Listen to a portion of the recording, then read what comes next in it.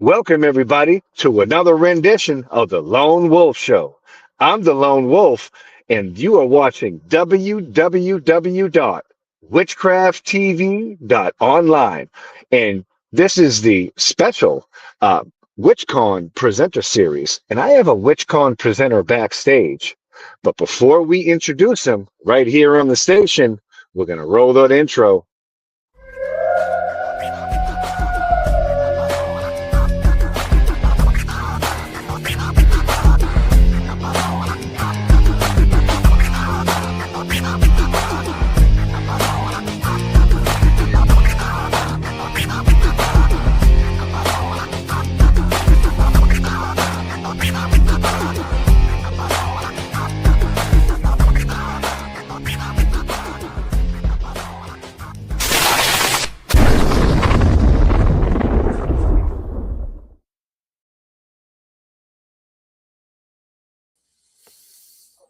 Levi, Rowland, everybody. How you doing, Levi? Doing well. How are you? Man, it's great to have you on the station, man. I've been watching WitchCon for years. I'm so glad. I'm happy to be here. So tell me, how did you get involved in WitchCon? Well, I taught a Hex Fest, which is a big festival that they also put on in August. And then I like the comfort of doing it from home. I'm not going to lie. I work from home. So the fact that I can teach witchcraft without having to go somewhere is kind of a blessing. But I also just got involved because I really liked the idea of having so many presenters and you can go back and watch classes. So unlike a live festival, if you miss something to the schedule, you can just go back and watch like 4 different classes and you never lose them. So it's nice to have the archive. So in your bio, it says that you're a high priest, hmm and you lead the. I don't want to pronounce it wrong. I'm going to try. I'm going to try not to butcher this thing. Pontchartrain, Poncha, Pontchartrain. Pontchartrain, and that really does sound like wicked New Orleans. Like I spent a lot of times in New Orleans. Like I kind of get the lingo a little bit. So it's right outside of New Orleans, and hmm it's a teaching coven, and it's the temple of the line of the Alexandrian craft. So is that like an outer order of the Alexandrians? No, it's a specific lineage. So like the lineage that my training comes from the Temple of the Mother, which was Maxine's coven in London. Right on. So that's sort of like just the lineage I trace through, and sort of there's a community of us, and it lets people know sort of where you're from a little bit. But it's just it's not an outer court or anything like that. I see. So how did you get involved in the Alexandrian tradition? It's so funny because I think so many people who get involved in witchcraft or paganism, they have a long history with practicing magic or like being involved in paganism or getting into casting spells. I didn't have that. I was a Catholic for most of my youth, and I chose my poison. My parents were Protestants, so I was a convert to the Catholic Church for a long time. And then I left that and went on a spiritual sort of quest. And you never in a million years would have convinced me that I would have ended up in witchcraft. It was like the furthest thing from my mind. And it just kept appearing as this calling for me. I know that is very, sounds very Christian, but like I just wanted to pursue it and I couldn't get it out of my head. And I reached out to a coven and the rest is history. But yeah, I don't have like a history of being deeply involved in that, and so it was a shock to me, and this is many years ago. I've been most of my adult life I've been an initiate, but it was a shock to me. So that kind of makes it feel almost like it was fated, right? Like this is where I was supposed to be, whether I liked it or not. Sometimes I think the gods just like put you places, how much choice we have in the matter, I think is debatable. And that makes a lot of sense. When I spent time in New Orleans, it was a huge Catholic presence there, and there's actually a huge Catholic like temple church right across the street and right off of St. Louis Street, where Marie Laveau is buried and things. So I definitely can understand like the Catholic influence in that particular city and things. Yeah, so that's a really interesting thing. You're an author of a couple books. The Mhm. author the art cosmic, the magic of traditional astrology, Yep. teaching tool for those interested in traditional astrology. Tell me about that book and where you were and who published it. So it's published through Warlock Press, and the Art Cosmic is sort of my love letter to traditional astrology. Cool. It's anybody who gets into astrology, you sort of have to pick your lane a little bit because there's so many different schools of it. It's not like one thing. And I really fell in love with a lot of texts, very traditional texts in astrology when I was writing it. I did this huge like research thing. I had this whole like astrological library, and something about the old European traditional astrology just it was so different than what you encounter sometimes when you get into astrology. It's much more fatalistic sometimes. I like to joke about trad astrology. It can be a little dark. When you're going through these old textbooks on the stars, you'll look up some conjunction or something and it'll be like death by fire, like great tragedy. It's just very like honest sometimes.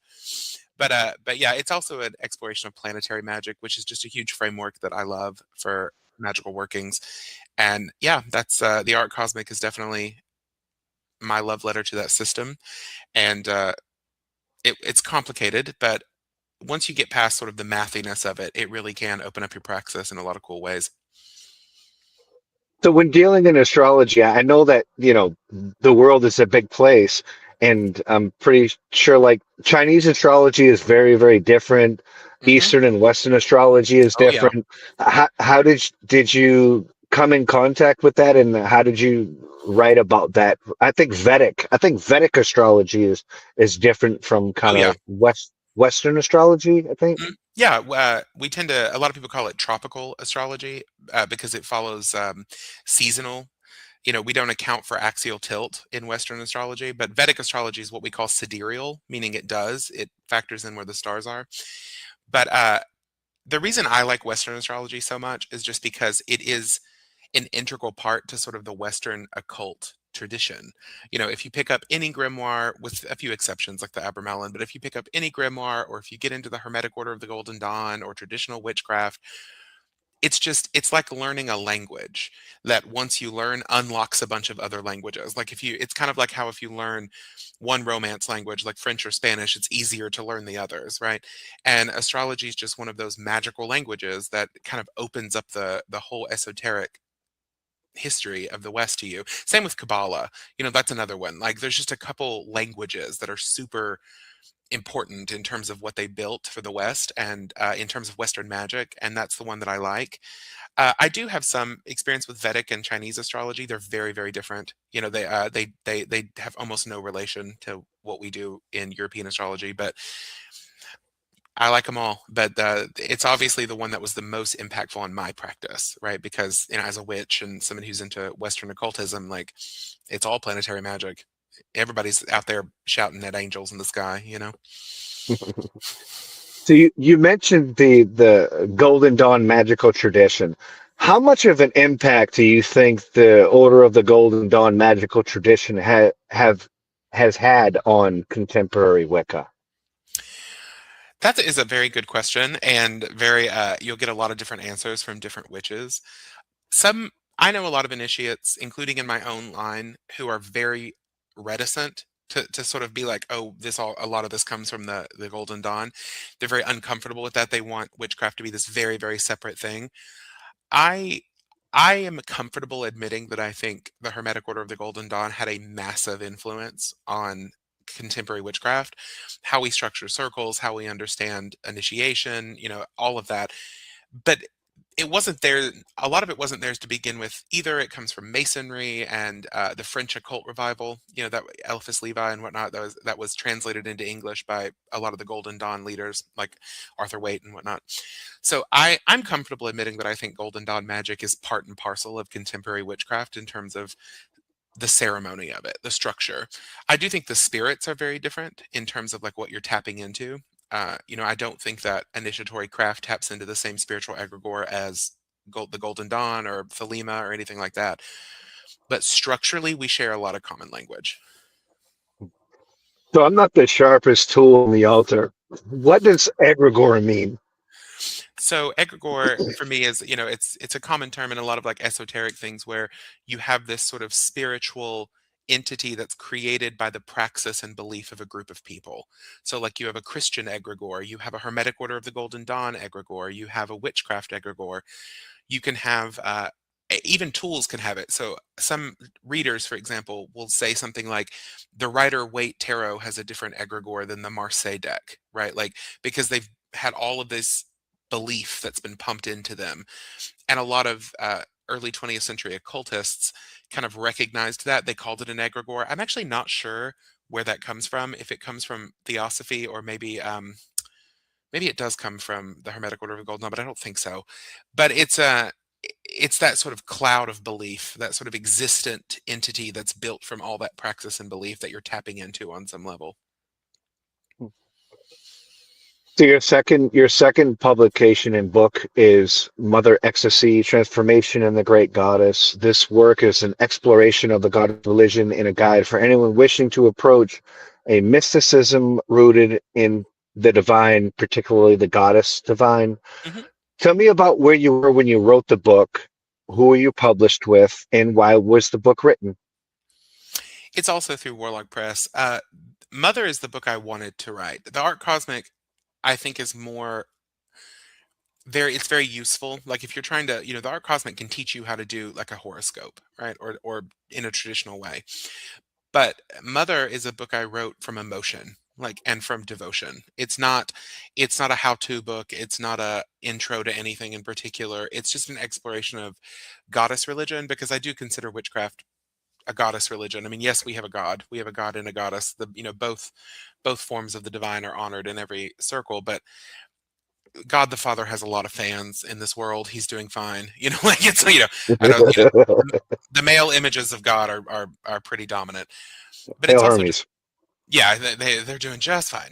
But I think I wrote it because there has been a sort of backlash against the goddess in contemporary witchcraft, in my opinion. This really, really took hold with the sort of rise of what people call traditional witchcraft, which muddies the waters, because traditional to whom, like, which really focused on the devil, right? And different forms of that, some sort of horned god, oftentimes associated with the Christian devil, but in a folkloric kind of way. They really weren't comfortable with the goddess movement. And there's been this incredible, almost wrenching of the goddess out of contemporary witchcraft. And I just don't like that. Like, I think that it's one of the few things that the witchcraft revival actually gave to the world. The occult is incredibly male centric. It just is. And I mean, of Right. course, there are fantastic female occultists, that were very influential, but it's been incredibly male dominated, particularly Hermetic Order of the Golden Dawn styled magic and things like Right. that, Thelema. And so witchcraft comes along, and you have all these women. You have not Dion Fortune, excuse me. You have Doreen Valiente and Patricia Crowther and Maxine Sanders and Lois Bourne, and those are the people who are leading it. And I don't know, to see that sort of poo-pooed because it's not historical or whatever, was not my fave. And so Mother is a sort of my way of showing people that it is deep. I think there's this misconception that goddess religion is sort of all sitting around and drumming in the woods, and somebody's got on a pair of fairy wings, and that's that. But if you want the real stuff, quote unquote, then you have to go to the Hermetic Order of the Golden Dawn or Crowley or whatever. Uh, and I don't believe that. I think that goddess religion can be just as, mystically rich as any other mystic tradition. And I think it used to be historically, the, mystery cults and whatnot. So that's why I wrote it. I wanted to explore that you can have incredibly rich experiences religiously in goddess religion. Where can we find these two books at? Can we find them right on warlockpress.com? Is that You can find them through Warlock Press, Amazon, Hex and Salem, Amazon? yeah, Omen. Which one of those two books seems to have a better it is better received by the public? Oh, that's easy. It's the astrology one.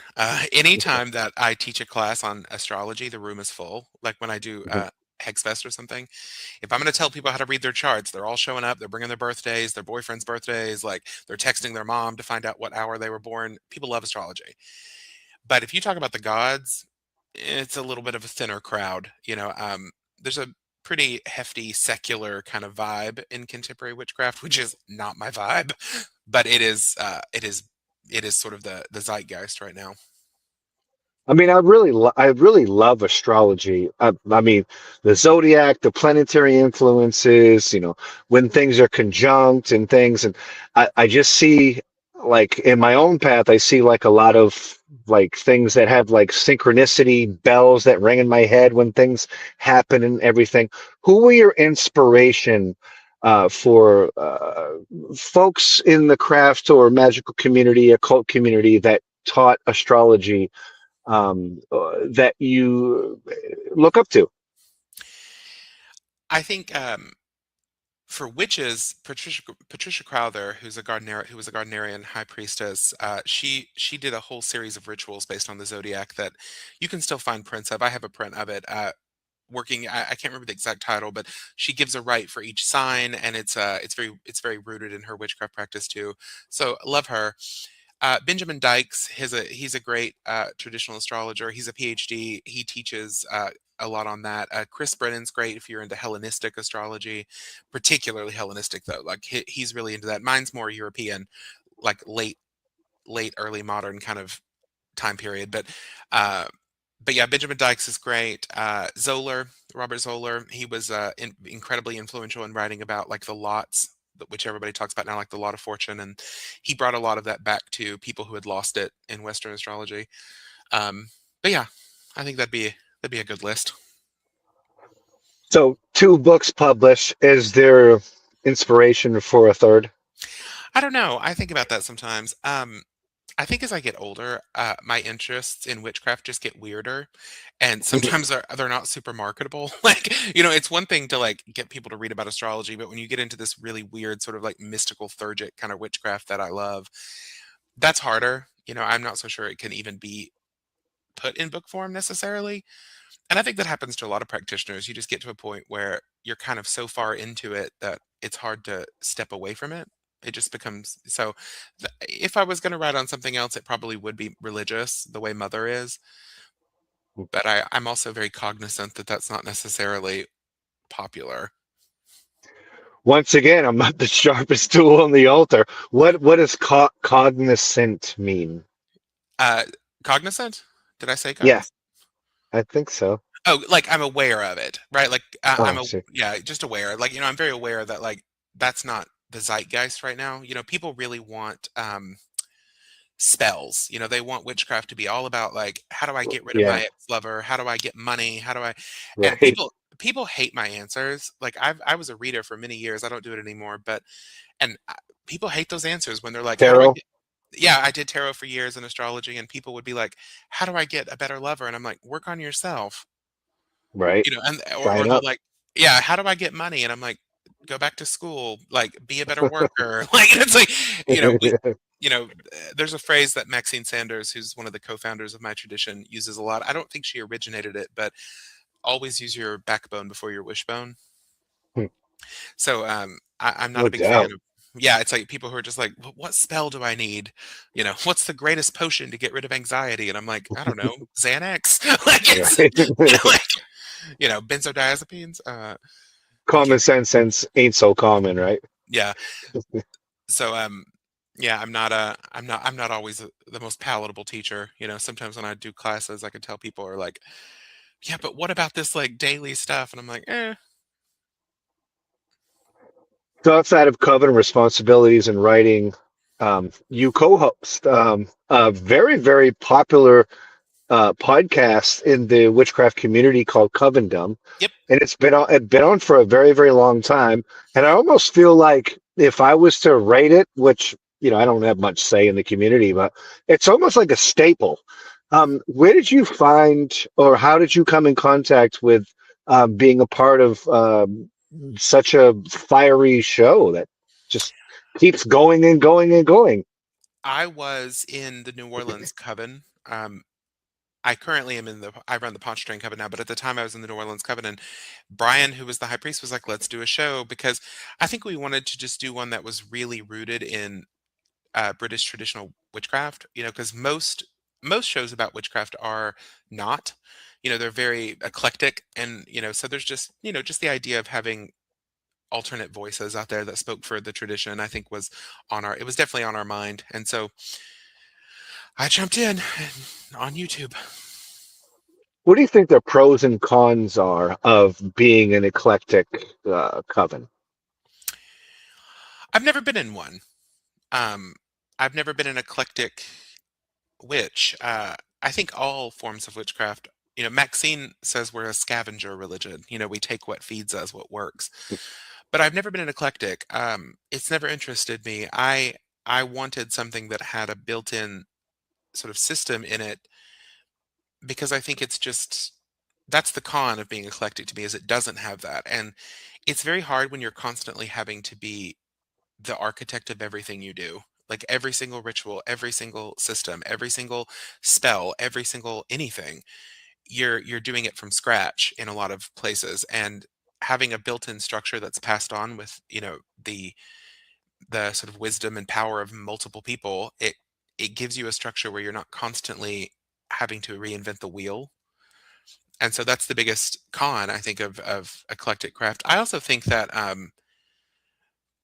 it depends on the person. Some people are going to thrive in an eclectic space and some people aren't. If you want witchcraft to be just about spells, then, that's what you're going to want is you're going to want something eclectic. But if you want it to be a religion, that you're a part of and that you serve in a priesthood of, well, then you're going to pick a tradition, right? Hmm. So, as with WitchCon that's happening on February 20th to the 23rd, WitchCon's been around for a few years now. Were you involved in the very first year of WitchCon? I think so. I think I've taught a class each year. So with WitchCon, there's an archive. Like once you sign up for WitchCon and you're a part of WitchCon, you have access to, I'm pretty sure, all the classes and everything. What are some of the classes that you have taught at WitchCon? That's a very good question. You're throwing. I taught one on Gnosticism and sort of like introducing witches to Gnostic texts that are which are things that I really like. I've taught on astrology before, and then I have taught on meditation and ritual ecstasy. Which is much more what I'm doing for Hexfest this year. And then this year, I'm teaching a class called Magical Lies, Half Truths that Impact Your Praxis. At least I hope I get that name right. Yeah, Half Truths that Limit Your Practice. But it's called Magical Lies, where I'm going through some assumptions that sometimes I think seekers make when they're looking into starting or deepening their practice that I think can be harmful or take you down sort of bad roads. But yeah, I think that's I know I did Gnosticism, astrology, uh, planetary magic, because that was art cosmic stuff. What's your take on the definition of what a seeker is? Hmm. I think it's anybody for whom they realize that there is something beneath their daily experience that they want to explore. That reality holds maybe some mystery to it or some depth of experience or some sort of they know it's there and they're not satisfied with without having it. There's this, sort of hunger that develops in them to sort of explore the world beneath the world or the the just past reality and they go for it. That's I think a seeker is somebody and I think that there are different levels. Some people, are seeking just for relief. Some people are seeking for real service to something. But it's usually that. It's a sort of looking and not being able to accept just that bare bones experience and knowing that there's something beyond it or beneath it that you want to scratch at. So I feel like the Golden Dawn magical tradition had certain elements to the craft in contemporary times that bring forth a lot of ceremonial ritual to the craft. Um, uh, do you think that ceremonial and ritual is important with contemporary witchcraft? Yes. I think that the magic circle is a microcosm of the world, right? So rituals, for me, we have a very strong belief in Alexandrian witchcraft where we say we don't like empty ritual.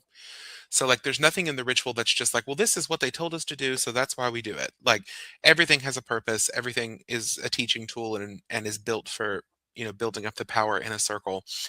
But ritual to me is the lived experience of wisdom, right? It's one thing to know something intellectually, like I know this thing about the world, but ritual allows you to experience it in a very real way. It's where you're activated in every world, from the mental all the way down to the physical. So I do think it's necessary. I'm not a big fan of. I think that there's too much. How would I word this? Like there's too much in contemporary witchcraft of this sort of like nothing matters, right? Like nothing matters. It's just whatever you want it to be. Just it's all about intention. I don't think that's true. I think how you live your life does matter, like and how you work things out. And ritual gives you the space to do that. But I think it's that's the whole point of ceremony. In magic. I'm not saying all ceremonies are like that. I mean, there's lots of stupid, dry ceremonies that are just ritualism, but I think ritual gives you the opportunity to experience living wisdom. It's happening in the circle. It's actually manifested in the body, as opposed to just being a thought you have. Thank you so much for that. That's good clarification. My next question has to do with something that has to do with divine and deity and the many gods and goddesses that are on the planet.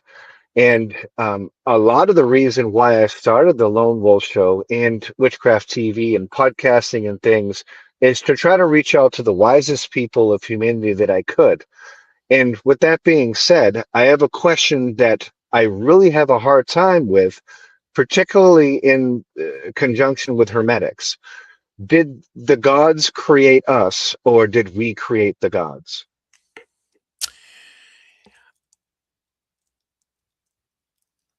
You're making me think. There's a famous quote by Cicero where he said, "If the gods didn't exist, it would be necessary to invent them." But I don't. I would say that I'm very theistic. I believe in God. With a capital G. We just in our tradition we believe that there is one source for the divine, and then it is manifested as a god and a goddess because that's easier for our brains to understand than an absolute. It's too difficult according to our tradition to sort of sit around and contemplate the absolute. It would drive you mad, right? You wouldn't be able to function, because you wouldn't care about daily life. You wouldn't like. So the god and the goddess are sort of the first emanations of that source. I do believe the gods are realities. I don't think that they are mental creations from humans, right? But I think all things participate in the one, right? So it's sort of like, did we create them? Did they create us? Well, it's all just happening all at once, right? These are, when you're talking about the divine, you're talking about something that exists outside of time.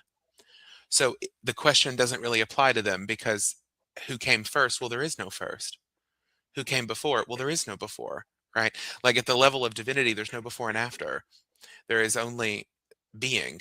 That's it. There's no there's no there's no before, after, during, first, second, chicken, egg. Like it's all emanated. It's all happening all at once. So I think all things, the individual gods, ourselves, all of nature, physical reality, I think all of it exists inside of that divinity. It's not separable from it. I think that's a great failing of a lot of Western Christianity is that it's created this huge gap between nature and the divine. That's very Protestant. This idea that there is the other, and God is so far away and so removed from existence. But I don't think that way. I think it's all knitted together. My last question for the interview is, what would be your advice to new seekers of contemporary witchcraft that just starting on the path, and what would be your advice to them? My biggest advice would be to jump in and actually devote yourself to something. I think that it is so. easy to pick up witchcraft like a hobby. And I don't think I'm going to be really frank. I don't think you're going to get anything out of that. I think there are better hobbies. It's just, it can be, for dabblers, I think witchcraft can be dangerous because I think it can seed things like paranoia in people, superstition, ego. It's like, oh, I'm so special, I'm chosen, I need to heal the world. Or it can be like, everybody's cursing me, so I have to pay thousands of dollars to have them removed. Or, that's what I see in a lot of seekers who don't go very deep into it, is they get stuck at that level of exchange, right? It's all a marketplace. And so my advice is, and this is I think, very not the common advice. Like, most people give the advice of go slow, take your time. I'm going to give the opposite advice. Like, just go. Like, if you want to, I used to say it like this: go out into the woods, scream into the darkness. Eventually something will answer you. But you're going to have to go into the darkness. You're going to have to go into the woods. Like, it's not going to happen because you created a vision board, from the Walgreens.